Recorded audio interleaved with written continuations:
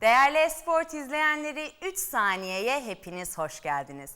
Her hafta olduğu gibi bu haftada harika bir konukla ve şahane konularla karşınızdayız. NBA'in çok önemli takımlarında forma giymiş. Aynı şekilde Fenerbahçe'de de eskiden forma giyen, bu sezon Zaragoza'da oynayan oyuncu Jason Thompson. Hello Jason. How you doing? Merhaba. Merhaba, how are you? We can start talking in Turkish, you know? Nasılsın, iyi misin? That's all I got. Merhaba, nasılsın? And that's all I got for you. All right, but when I ask you merhaba, nasılsın, you say what? I say Adamson Thompson, and that's all I got for you. What's your name? What's your name? Yes. But it's okay. That's all I got. That's all I got. Nasılsın is like, how are you? And then the reply is like, İyiyim, teşekkürler. Sen nasılsın? Teşekkürler. Yeah, I know, Yeah. but that's all I got for you. Oh, That's all I okay, got. okay. So where are you right now? In Spain, right? I'm in, Zaragoza, Spain. I was here. I finished the season last year, and obviously due to the pandemic, the season was cut short. So we still have playoffs for Champions League, and then also after that, when that's done, when we find out where the location will be, then you go back into the Spanish League and then into the next season as well. Yeah, but we'll talk about Spanish League afterwards. But as a concept, maybe you watched, I don't know. You know, I also made an interview with your friend Kyle Hines. Maybe you've seen it. So the concept is we start with your childhood, with New Jersey. In your case, it's in New Jersey. And then after, I will jump to the topic of Writers University. And I will also mention that all-time leading rebounder of your university you are. So, yeah, exactly. So let's go back. How did you start to play basketball? I started at like 5 years old. My parents were very supportive of me, and I didn't really decide basketball first. You know, I started soccer. Obviously, in Europe, it's known as football first, and then just kind of picked and chose what I wanted to do. You know, did cross country, played some American football as well. And then eventually when I started, you know, growing into my body and having, you know, enlarged feet, when I had to customize my stuff, I made basketball all year round decision in middle school. And then, you know, pretty much I was a scrawny kid, really gained weight and started growing until high school. I grew 9 inches in high school. My freshman year I was 5'11". Okay. My sophomore year, I was 6'3". Wow. My junior year, I was 6'6", and my senior year, I was 6'8". So that pretty was much. It? What'd you say? That was it? I mean, no. And then I grew 3 inches in college. So pretty much like I was just growing into my body, had a lot of growing pains. But I was a guard for most of my career, you know, as a youngin'. Then had to develop into a big man the last 2 years of high school, and that pretty much brought into the 6'11" prospect that I became when I got to college. Okay, and then when you got to the college, Writers University, how did you, how was first of all, I want to ask you, how was NCAA? How would you define NCAA? For me, it was a great experience.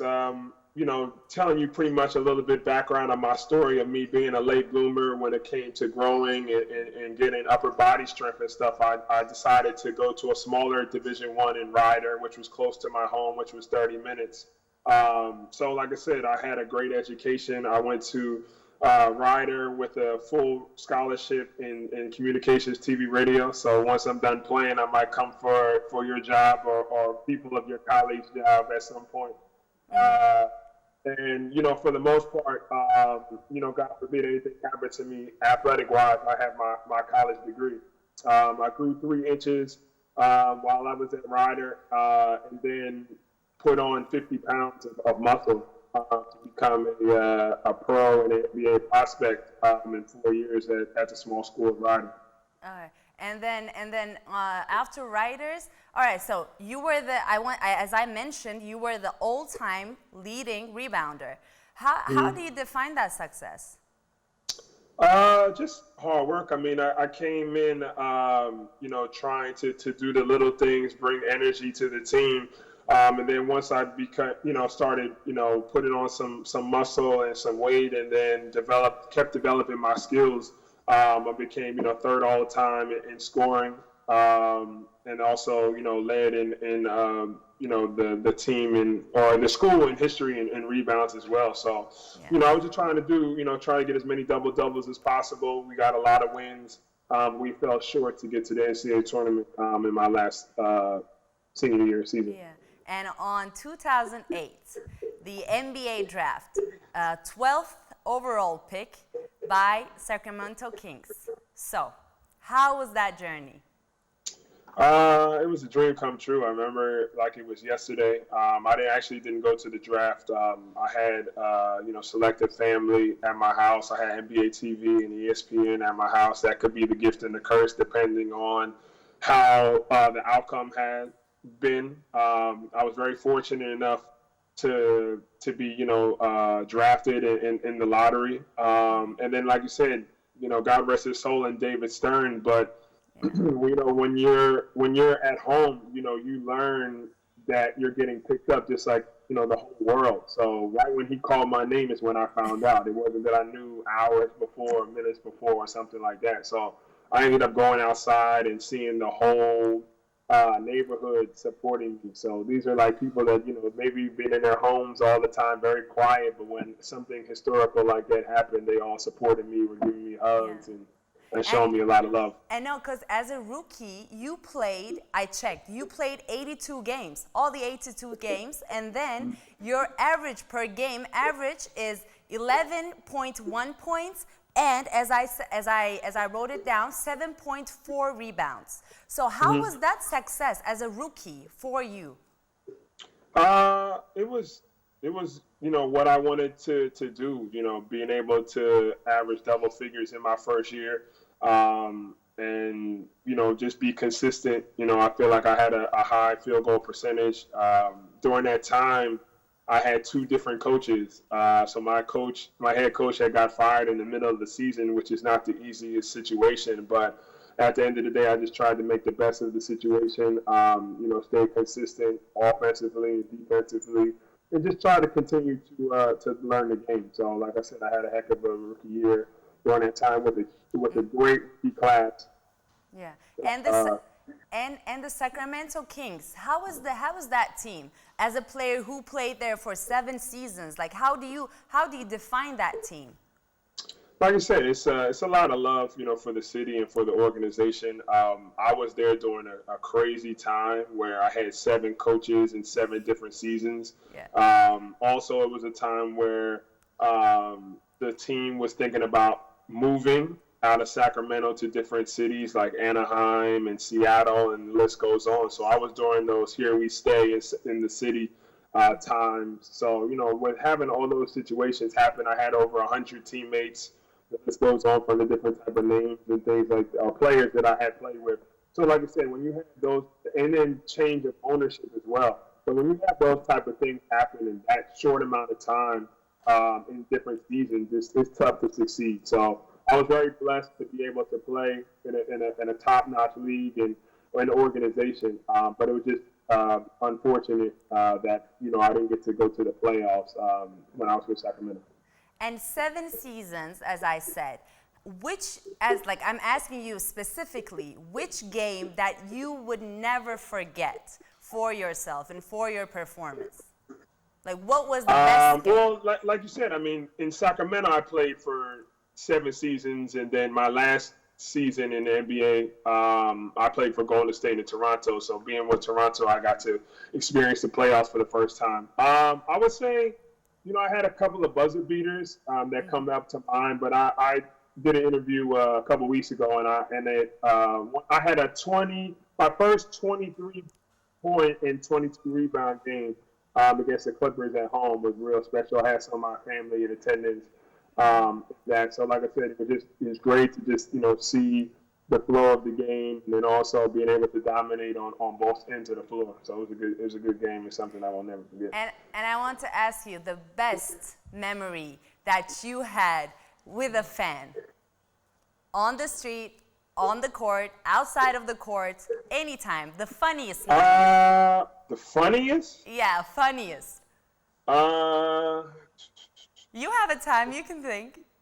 yeah, I mean, I would say there's so many experiences because, you know, most of the times when I have them, I don't, you know, post it or anything like that. You know, I think that, you know, I give back to, you know, the Sacramento community and the communities that I've been a part of. And I just think some of the times where, you know, you see these kids and they just need some type of help. So now you see them graduating high school, graduating college. You know, I've been a pro 13 years. So, you know, I've seen some of them when they were young and now they're adults, you know, DMing me and saying thank you for always being there and guiding me and things like that. So right now I can't think of the funniest at the moment, but right now it was just those are the ones that mean the most where you can have you think it's a small impact on one's life and it actually changed them into the positive way.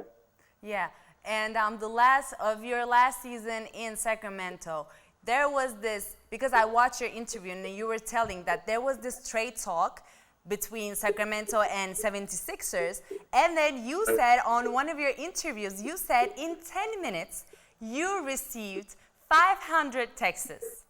So Yeah. how was that period for you? Wasn't it Well, a strange? Well, yeah, it was a wild time because one, being with the organization for so long, like you said, it's 7 seasons, but then also two, you know, growing up a Philadelphia Sixers fan and actually living in Philadelphia. So it's not like you're just going to another team, but then you're going to a team that you grew up watching, and you know, parents have season tickets and things like that. So. You know, I did not play for Philly, but like I said, when that trade happened, it was just wild because it was just so many different emotions of, you know, never playing for another team other than Sac, but then also out of all teams, it's the team I grew up watching as a kid. Yeah, but how did you feel when it happened? I mean, like I said, it was Sincerely. bittersweet. Yeah, I mean, it was it was bittersweet. I mean, who knew when would be the day where I wouldn't wear a Kings jersey again? So it was, you know, kind of sad in a way. But then it was just another new chapter in my life, and like I said, it was just so many emotions. It was just tough to imagine how I was feeling at the time. But like I said, everything happens for a reason. Yeah, yeah, and but before coming to the topic of Golden State, I want to ask you this. You are also a male model, right, on the fashion industry, because I searched that you were also the cover of a magazine and then you walked down on the fashion show. So how do you define your swag? Let me ask you that I swag don't know way. about if I'm like a worldwide renowned model. Maybe around friends and family I might be. But like I said, I mean, I like to change things up. I like to be fresh. It's great to be able to dress up and switch up gears when you're always, you know, wearing athletic stuff and sweating all the time. But it's nothing better than being able to wear a fresh suit and a tie with a bow tie, or having some fresh jeans with a polo or something like that. Like that's my type of feel, depending on if you're on the beach, if you're at a ballroom, if you're at a wedding. Like I said, as long as it fits right and it's a solid color and some standout shoes, that's my type of wave.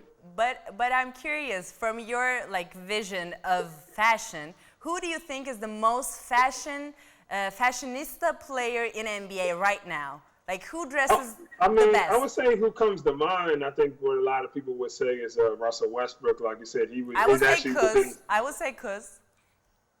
Cool. Yeah, I mean he's still young. I think Russ and I were in the same draft, so he's been doing this for 13 years or so. So I think he gets the edge over Kuz a little bit, and he was doing it during the time where it wasn't really, you know, you weren't having NBA fits and all those different accounts and stuff like that too. So, and he also has his own line where it has to do with fashion as well, with sports and other things. So, True.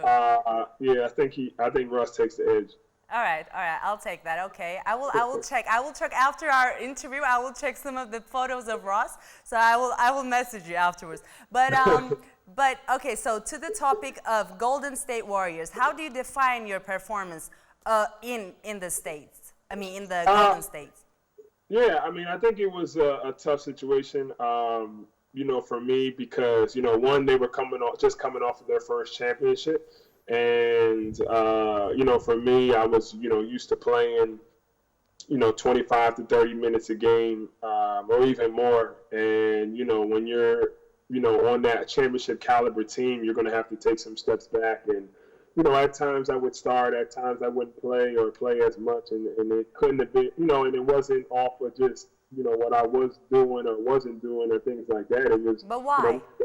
but I'm saying we had the best start in NBA history. So, I mean, if I'm playing solid minutes, how can you go to one and be like, what are you going to do more to get minutes? I mean, and then also Coach Kerr at the time, had some issues. Coach Walton was his first year as a head coach as well. So it's just a lot of different things. And there goes another new coach.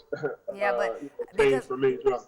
Yeah, but because I asked you this because like working with a coach of like Kerr or working with the athletes like you guys had on that team, how was that? How was that for you? Who comes from the Kings and then who was one of the best rebounders of the league. So how did you see during that period? Yeah, I think it was great to be around that type of atmosphere because it's a championship, it's a team and an atmosphere you want to be around. When I was having different events, all your teammates are there. It wasn't just some; it's the whole entire team. And everyone would be together. When the time was right and how focused they were. On and off the court. I think for me, and I've said it, recently, it's like I didn't really take advantage of that, or I don't think I handled the situation as good as I should have with, taking the limelight of playing less minutes, but knowing that it could, help out in the long run. I just only knew of playing a lot and playing my game and enjoying the game rather than, start one game, not play one game, and a few minutes here, a few minutes there. You know what I mean? Because most of the time, if I didn't play or something, then it could be the impact of a team winning or losing. When you don't play, or if you did, the team was going to win most of the time that year anyway. And then Toronto Raptors. So Toronto Raptors, when you were playing, Raptors were reached the Eastern Conference Finals for the first time in franchise history. So how was that? It was a blessing. That was, right off the same year when I was with Golden State. And then, Coach Casey, Dwayne Casey at the time, brought me in. And I was very blessed for that. When I came in, I was just, on that same type of field. They were number 2 in the East before the playoffs started. And he let me start a bunch of games. And I was playing my game, shooting threes, bringing the ball up and just, playing the game that I love and being able to get an opportunity and making the best of it. For me, knowing that, I didn't play as much in the playoffs because they already kind of had the roster subset, which was tough. But I knew, as long as he just gave me opportunity and stuff like that, I was just blessed for the situation. And when NBA page was closed for you, you went to play in China. Meanwhile, your brother was playing for Europe. And I want to talk about Ryan afterwards, but why did you choose China? I think at the time, most guys, well, one, I wasn't familiar with Europe or anywhere outside of the U.S. of the NBA. Obviously I had my younger brother, Ryan, who had played in Europe, for 10 plus years, giving me the 411, but, it's different, hearing about it and actually experiencing it. So I know a lot of my fellow NBA guys had been there. You could play, 4 or 5 months, play your game, show your offensive skill, and then, potentially how well you do with the team, you can be able to go back to an NBA team and go to the playoffs. And guys did get picked up, in that way. So like I said, it was a great experience. We got to the playoffs, and I definitely learned a lot in my first season abroad. Yeah, and after China, for Turkish fans, for Turkish people, the one of the most important page of your basketball career opened for your life. Fenerbahçe Doğuş. Back in that time, Doğuş was the sponsors. That's why I'm telling Fenerbahçe Doğuş.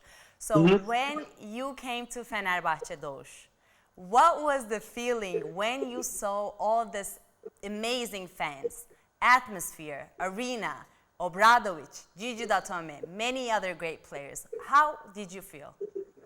I mean, it was overwhelming to say the least. I mean, before I signed, you watch all the emotion, at the arena and for the country and things like that, during the games on YouTube and stuff, before I signed. And then it doesn't take the cake from actually playing in the arena and playing in those games. So, like I said, it was an amazing experience. It was also a similar experience to a certain extent with playing for Golden State and then coming off a championship. Then also, Fener had won the year before in Istanbul, which was a great story as well. So, when you're a champion, you're under a microscope a lot, and we knew that coming in. Overall, we didn't accomplish the main goal that we wanted to. We got there, but just didn't finish the job. So it obviously was tough. I mean, one thing I learned about Europe, which was my first European experience, is that we win 10 games, 11 games in a row, but if you lose one game, that's the tradition. Like you just don't hear. I mean, like I said, I never experienced that ever. I mean, I'm going from some teams that can lose whatever, but they can still make the playoffs and everything is good. Yeah. But we were the number one. I mean, that team, it was between us and Ceska, and we were 1-2.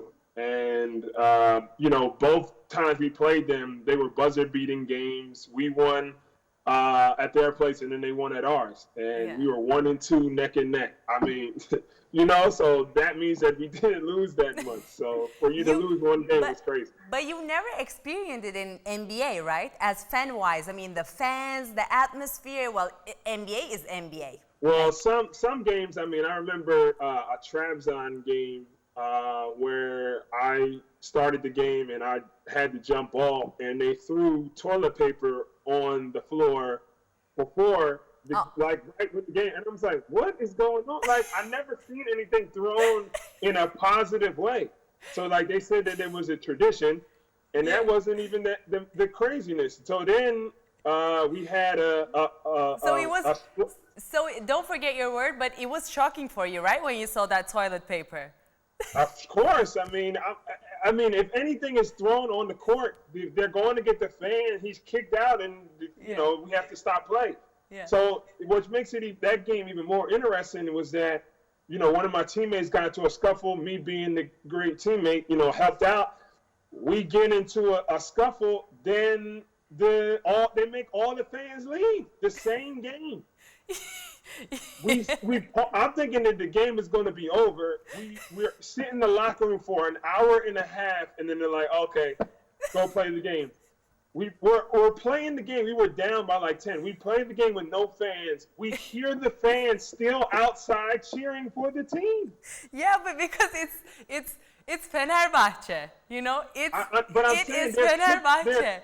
They're kicked out of the game and still going. And I still hear them, and it could be miles and miles away. It was unbelievable. We won the game, but it was unbelievable. It was the craziest probably game I've ever been a part of. But when you're telling this, I want to ask you, you have to answer this because I want to ask you this. The funniest memory with a teammate or with Coach Obradovic or with a fan.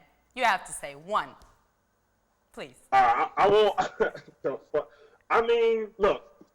What you call it is the GOAT of Europe as a coach and things like that. We all know different situations, but I mean, I would say the one incident with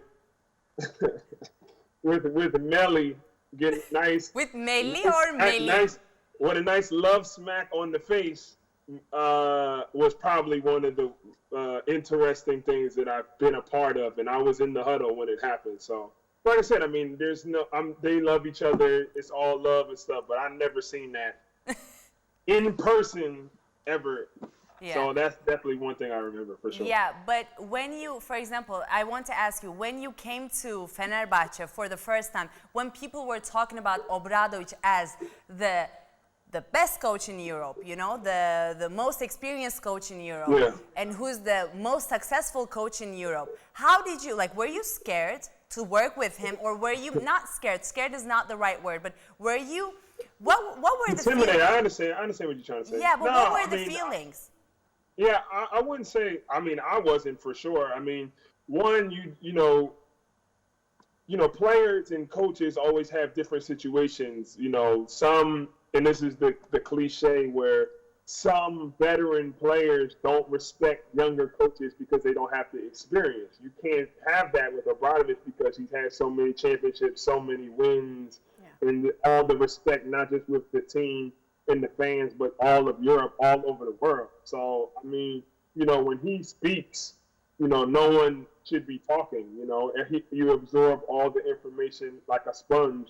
And like you said, I mean, you know, when you have that type of success, everyone's going to have their own story where they're not going to agree with him. He's not going to agree with the player. I mean, there's no perfect player. There's no perfect situation, regardless of the success that anyone has. But with that being said, I mean, but the his system resume speaks for itself. But the system of Coach Obradović, how is it? Can you tell us, like, because you came right after NBA, I mean, after China, you came to Turkey, but right after NBA, you came to play in Europe. So how is the system of Obradović? Is it similar to the system of NBA, you think?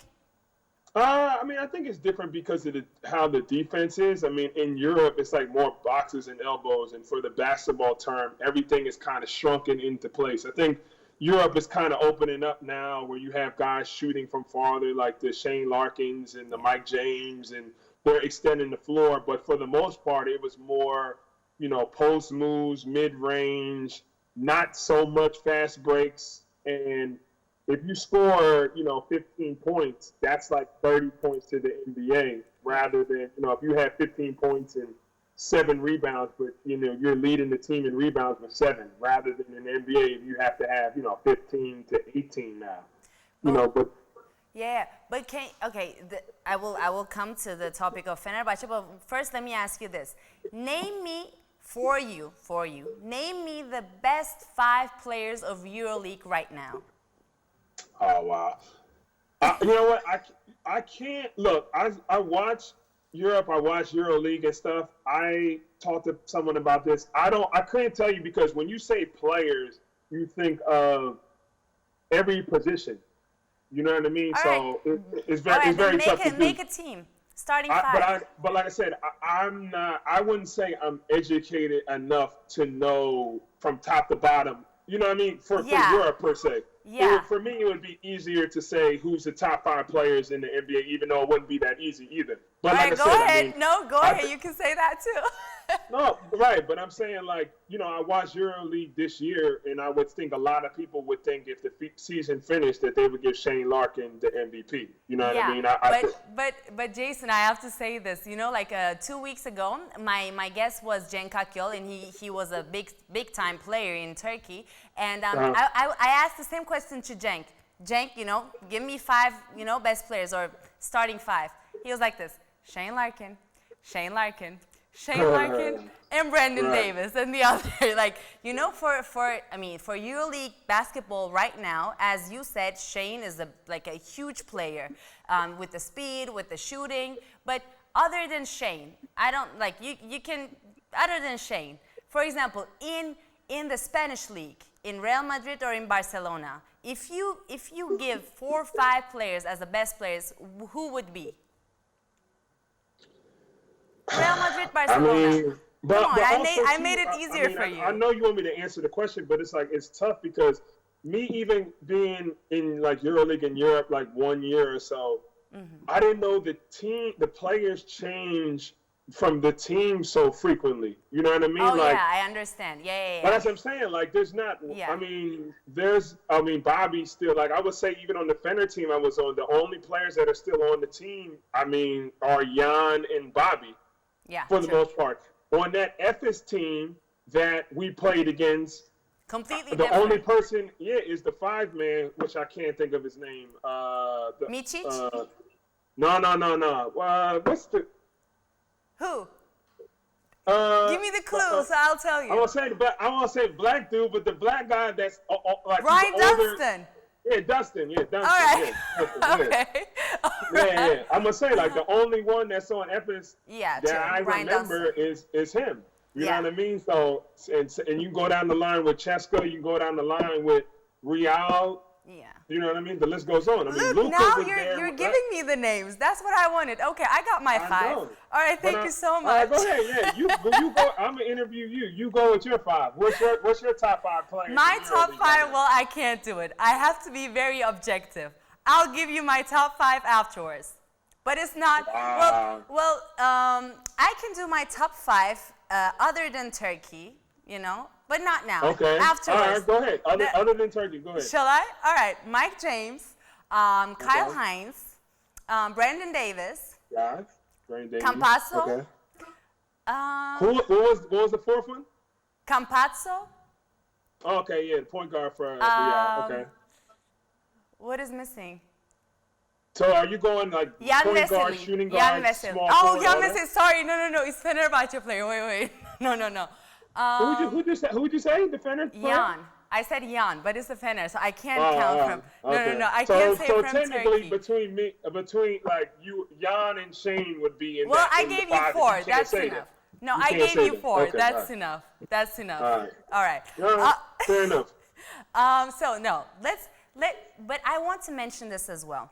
Obradovic, because EuroLeague made a documentary about you, a short documentary about you, and then Obradovic and Gigi Datome were talking about you, and Obradovic said, one of the best American player I had, and Gigi said, one of the best player in the paint. How did you see yourself when you were playing for Fenerbahçe as a performer? Well, one, I mean, I appreciate that. I don't know where that film is. I didn't see that. Mm-hmm. But you know, for me, that was the longest season, regardless of me playing 82 games in Sacramento.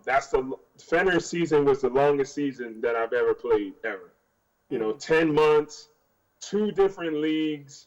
You know, there were certain times where, you know, you'll be rolling for 2 straight months. And then, you know, you want to play, you have your family in town, and then, you know, due to having foreigners on the team, you know, you can't play that game because it's your turn to not play. With me, if you know I play 82 games in NBA, that means I want to keep playing. I want to keep my rhythm going. So there are certain things where it's tough to stay consistent, you know, a certain amount of times and stuff like that. And also, too, I mean, you know, I don't mind, you know, saying it. It's like I felt like I should have had a better impact in the EuroLeague Final Four.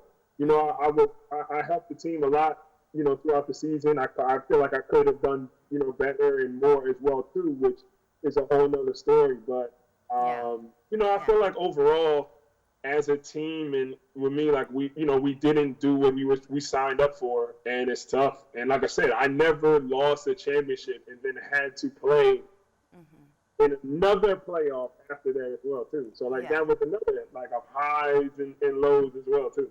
Yeah. And so meanwhile we were talking about these, so I told you before the show that I received some questions from social media that when I announced that you would be my guest. So there were so many questions about Fenerbahçe and so many questions about NBA, but I chose 3 questions. So shall we start with the first? Sure. I don't think we have any choice. He came to Fenerbahçe after Ekpe Yudo. After Ekpe Yudo left, did he feel any kind of pressure?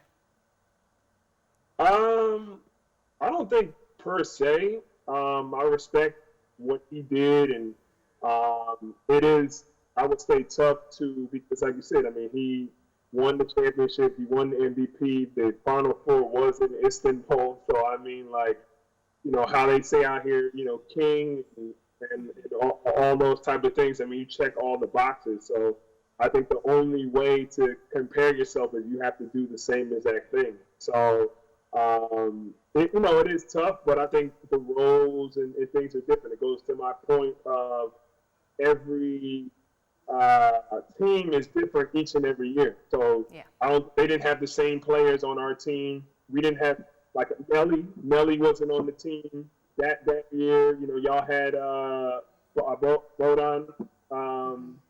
on that team as well. So it's a total, Bodan. It's a totally different team style of team as well too. So both teams are really talented, but like you said, it was different. But I will say it's so much pressure. But like I said, it's no comparison just because the teams are so much different.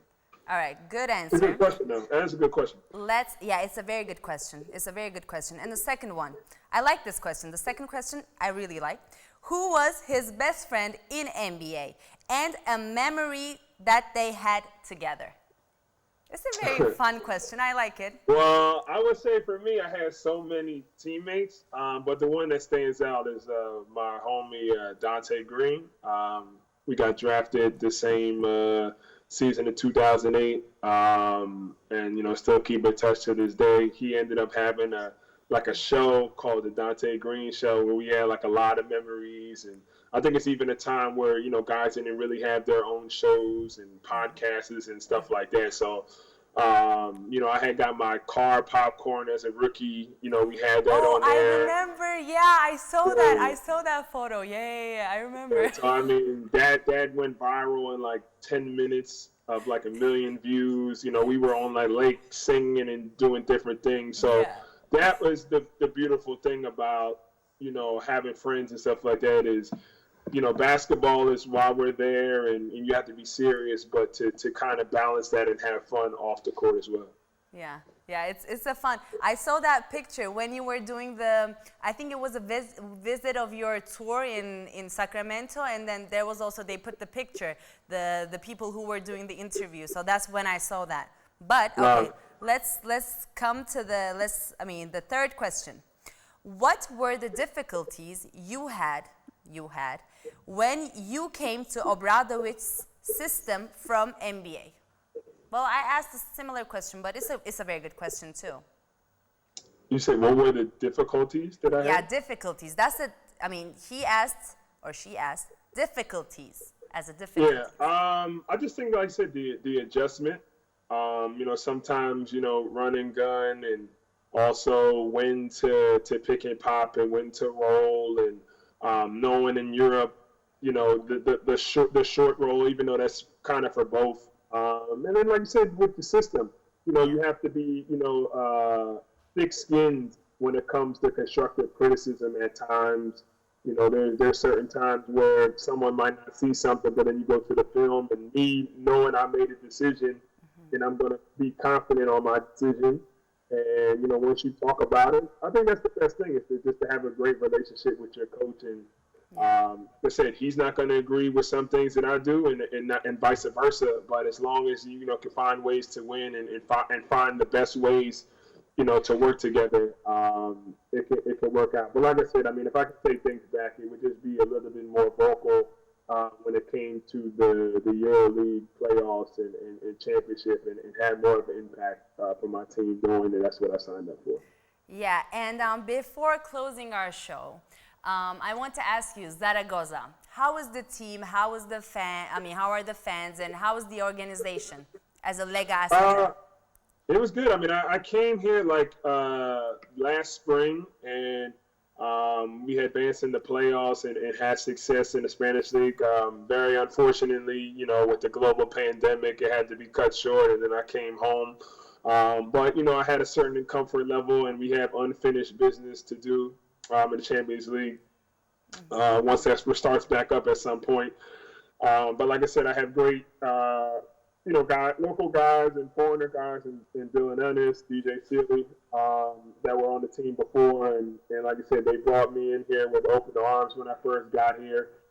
And I'm just excited to be able to finish this out and hopefully, we can make some noise in the next month or so. And like I said, the fans are brought me in with open arms as well. And like you said, sky is the limit for this team, and we look to be successful. Yeah. All right, Jason, thank you for being our guest. I'm hoping that you enjoyed it. You enjoyed it? I did. I did. It was good. I didn't know what questions you were going to ask, but I think for the most part, I did a solid job. Yeah, especially the part of the starting five. But I will give you Oh, my yeah. starting All right, five hold on. So let me ask afterwards. you a question before the show. So now you did your EuroLeague that wasn't in Turkey. Now How- say your top 5 players in the NBA right now. My top 5 players in NBA? Right now. Right now, Luka Doncic. Okay. As personally, I like JaVale McGee, JaVale, Luka, Hold on, what? LeBron, Hold on. Who was the second person you said? JaVale. JaVale McGee is the Yeah. top 5 player in the NBA. I Yo, like him personally. Personally, I like his style of playing on the I'm court. not talking about style and how they look. I'm talking about the top 5 players. Oh, that top play it. 5 That's players. I'm sorry. I understood as a starting 5. Oh, my sorry. All goodness right. Don't get gracious. mad at me. All right. Top 5 Yo, players. All when right. you post this, you're gonna have whatever you post is all going crazy with that top 5. No, but I understood as a starting 5. I'm so sorry. Oh, Starting no, 5 no, as a no. fantasy team. No. Top players. Luka again. LeBron. Okay. Did you understand? Dame. Okay. For so many. Well, wait. I have to close the show. Luka, LeBron, Dame, Anthony Davis is also Okay. my favorite. Yeah, And yeah, okay. who else? Jason Tatum. Oh, okay. I thought you were gonna say. Is it okay? Is it good for you? Jason Thompson, 2008. Well, Jason No. All right. But did you like my top 5? Not starting 5. That was top good. 5. Yeah. Once you messed up on the JaVale, you threw me off with JaVale McGee. No hating on him, but you know he. Yeah, but I'm not gonna go there. But No, yeah, but that my was good. starting That was 5, I good. will definitely include him. But my favorite is this one. Anyways, Jason, thank you for being with us on our show. Thank you so much. And hopefully we'll see you in Spain, in Turkey, wherever will you be next? No? Yeah, sounds good. I appreciate you guys for having me. Thank you. Take care. Have a good one. Değerli Esport izleyenleri, haftaya yine şahane bir konukla, çok güzel konularla karşınızda olacağız. Üst saniyeden ayrılmayın. Esport'ta kalın.